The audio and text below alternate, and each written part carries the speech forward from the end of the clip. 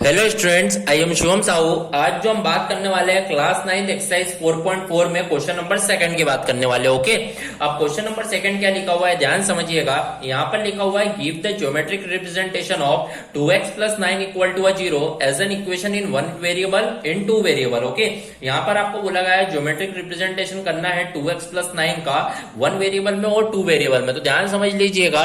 तो बहुत simple question है। जैसे अपन बात करी जाए, आपको यहाँ पर इक्वेशन गिवन है 2x plus 9 is equal to 0। ये आपको इक्वेशन गिवन है। अब आपको इन वन वेरिएबल और टू वेरिएबल में इसका ज्योमेट्रिक रिप्रेजेंटेशन करना है।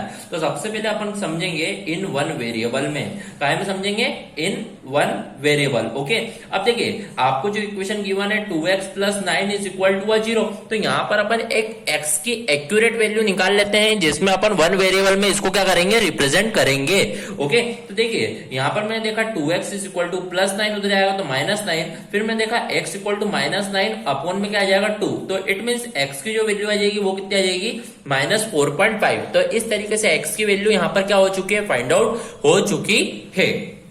अब इसको वन वेरिएबल में यदि मेरे को रिप्रेजेंट करना है तो यहाँ पर वन वेरिएबल में रिप्रेजेंट करने के लिए आपको एक नंबर लाइन ड्रॉ करना होती है। तो यहाँ पर इस तरीके से मैंने नंबर लाइन क्या कर दी है? ड्रॉ कर दी है। अब मैं यहाँ पे प्लॉट करूंगा नंबर को 0, देन फिर मैं बोलूंगा -1 -2 -3 -4 -5। इस तरीके से रिप्रेजेंट करा। यहाँ पर मैं 1 2 3 4 5 तो इस तरीके से रिप्रेजेंट करा।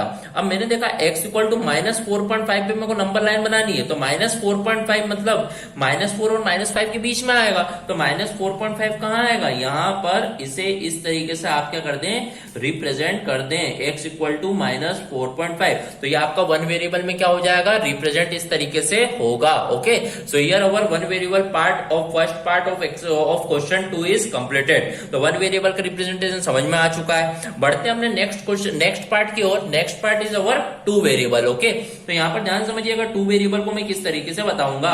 तो इन टू वेरिएबल सबसे पहले लिख लेते हैं। सेकंड वाला पार्ट जो है वो क्या है? इन टू वेरिएबल में बताना है। तो देखिए थोड़ा ध्यान समझिएगा।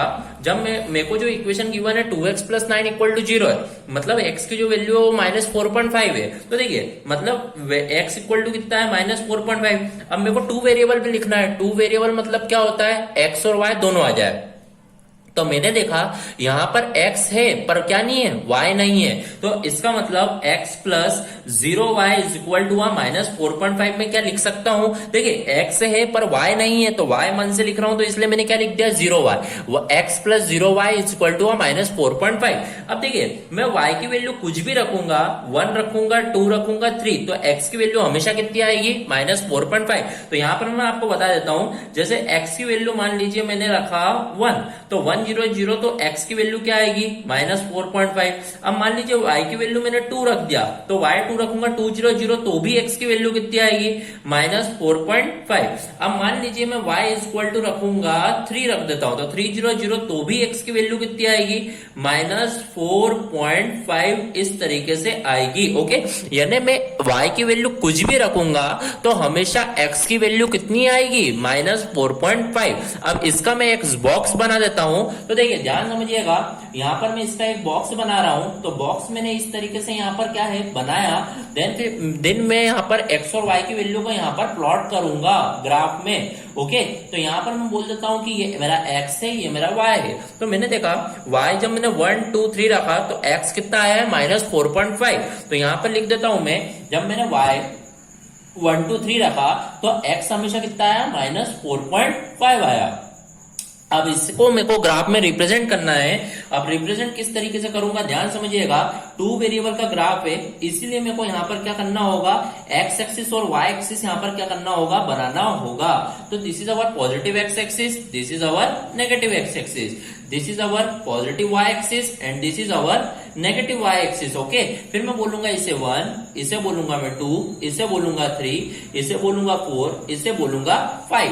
ओके, देखिए थोड़ा सा यहाँ पर मैंने देखा -4.5 चाहिए, तो मैं इस लाइन को यहाँ पर बढ़ा रहा हूं। ओके, ये नेगेटिव x एक्सिस, तो यहाँ पर मैं बोलूंगा -1, यहाँ पर मैं बोलूंगा -2, यहाँ पर मैं बोलूंगा -3 बोल देता हूँ, यहाँ पर मान लीजिए ये बोलूंगा -4 और यहाँ पर बोलूंगा -5। ओके, देखिए ये तो मैं क्या है रफली बना रहा हूँ, आप जब इसे ग्राफ में अच्छे से सॉल्व करेंगे तो आपको अच्छे से समझ में आ जाएगा। ओके, फिर मैं ऊपर बोल दूंगा +1, +2, +3, +4, +5। देखिए बस आप यहाँ पर समझने के लिए थोड़ा समझ लीजिएगा कि यहाँ पर मैं रफली बना रहा हूँ तो इस तरीके से यहाँ पर थोड़ी सी दिक्कत हो सकती है, बल्कि जब आप ग्राफ में ड्रॉ करेंगे तो बिल्कुल एक्यूरेट तरीके से ड्रॉ हो जाएगा। तो देखिए किस तरीके से करेंगे, x जब -4.5 है तो कितना है 1, तो x -4 और -5 के बीच में आएगा तो -4.5 पे कितना है 1। तो we can say that this is our A point, B point and this is our C point. Okay, तो मान लीजिए ये पॉइंट को मैं बोल देता हूँ A, फिर -4.5 पे 2 भी है तो -4.5 पे 2 मतलब इसके ऊपर गए, फिर -4.5 पे 3 भी है तो 3 पे भी गए।